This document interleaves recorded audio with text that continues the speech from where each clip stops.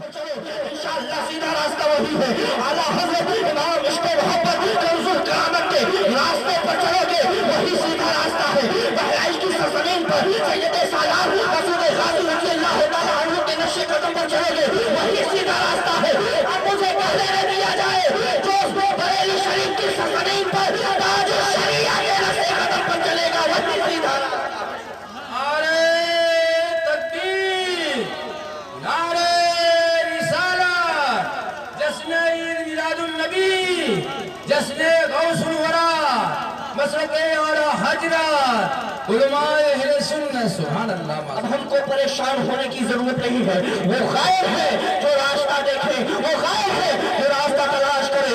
आओ आओ वो सरकार गौसे पाक रज़ियल्लाहु तआला अन्हु की महफिल है। गौसे पाक रज़ियल्लाहु तआला अन्हु का फरमान है कि मैंने इतना इल्म हासिल किया, इतना इल्म हासिल किया, इतना इल्म हासिल किया, अल्लाह ने हमको कुतुबियत के मंजिल पर फाइज किया है।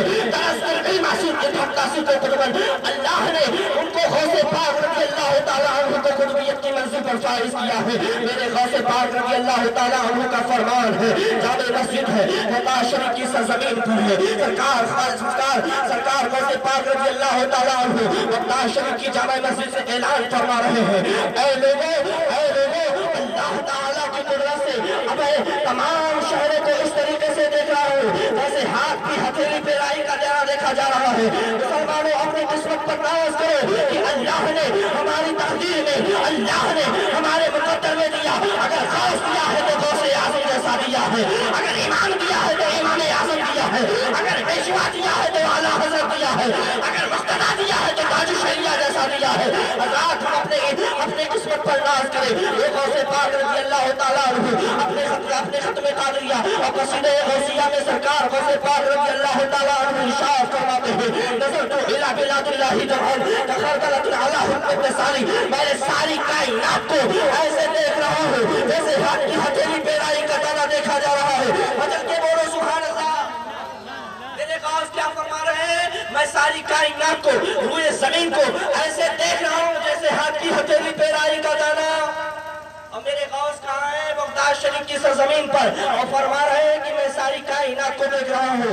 इस कसीदे गौसिया से हमको पता चल रहा है कि बैजनाथपुर में सुन्नी सही अकीदा जो इस महफिल पाक में जुलूस गौसिया में, मजलिस गौसिया में जो लोग आए हैं और गौसे पाक का तज़किरा सुन रहे हैं, मेरा यकीन है कि गौसे आज़म हम लोगों को भी मुलाहिज़ा हो रहा है, गौसे आज़म हम लोगों को भी देख रहे हैं। सुभान अल्लाह, सुभान अल्लाह।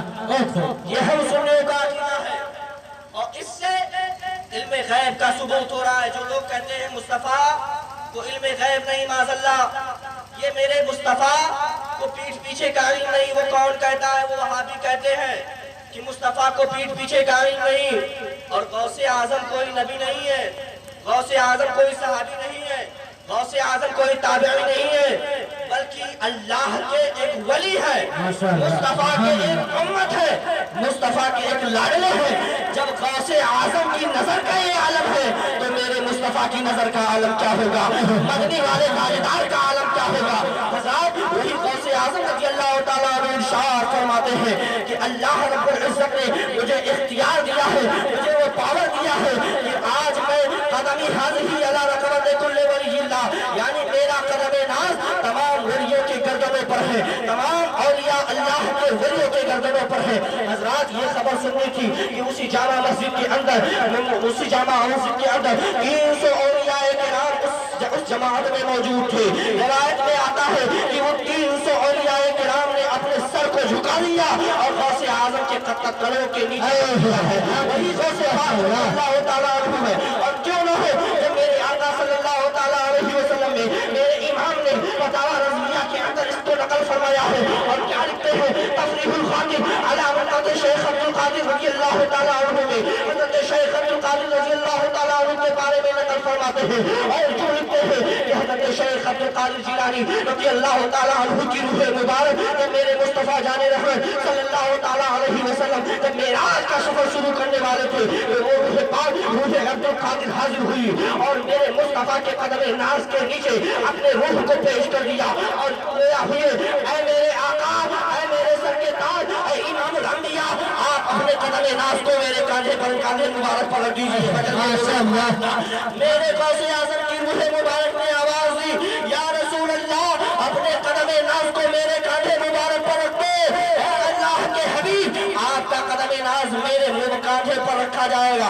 مصطفیٰ جان رحمت صلی اللہ تعالیٰ علیہ وسلم نے اپنے پیر مبارک کو میرے غوث اعظم کے کاندھے مبارک پر رکھا اور کاندھے مبارک پر رکھ کر براق پر سوار ہوئے. تبھی تو میرے مصطفیٰ نے فرما دیا, اے غوث اعظم کی روح, آج تمہارے کاندھے پر میرا قدم ہے.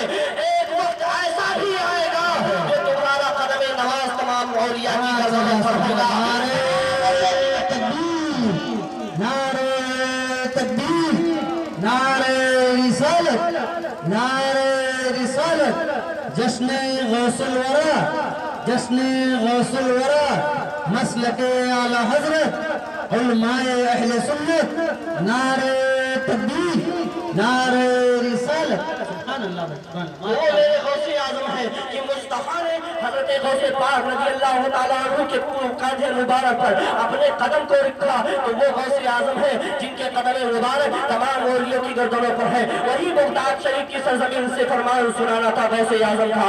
میرے خواجہ ہند کے راجا پیارے خواجہ غریب نواز رضی اللہ تعالیٰ عنہ, جس وقت میرے غوث نے اس فرمان کا اعلان کیا تھا, تو میرے خواجہ غریب نواز رضی اللہ تعالیٰ عنہ اس وقت خراسان پہاڑ کے غار کے اندر اللہ کی عبادت و ریاضت میں مشغول تھے, عبادت الہی میں مشغول تھے.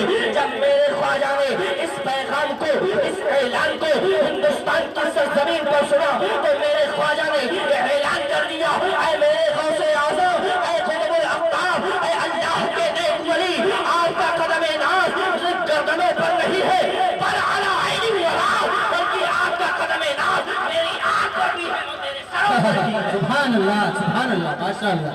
یہ ہے ولیوں کی سماعت کا آلہ.